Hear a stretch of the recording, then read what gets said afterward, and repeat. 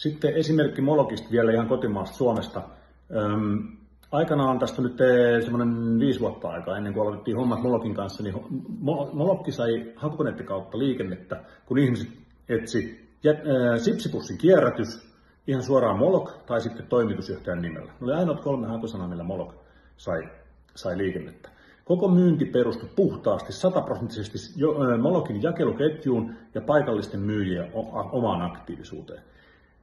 Me lähdettiin suuntaamaan sisällöntuotannon hakukone, optimoidun sisällöntuotannon avulla näkyvyyttä nimenomaan taloyhtiön päättäjiin.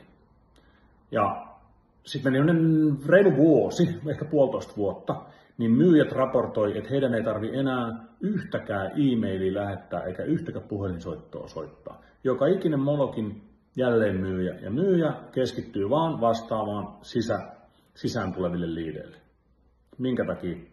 Koska me suunnattiin näkyvyys termeille, kuten esimerkiksi taloyhtiö roskakatoslaki. Googlatkaapa. Taloyhtiö roskakatoslaki. Kattokaa, miten Molokki löytyy. Ketä ne on, jotka hakee tällaisella termillä?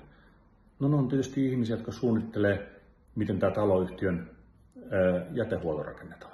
Ne on Molokin asiakkaita. Niitä tulee sieltä yli 100 kuukaudessa, joka kuukausi Molokin sivulle ja pyytää tarjouksia. Ja tämmöisiä termejä, kun sulla on 15-20 erilaista,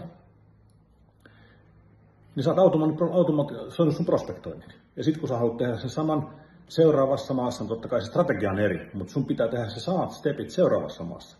Eikä niin, että sinne lähetetään myyjämessuille. Se on tosi kallista.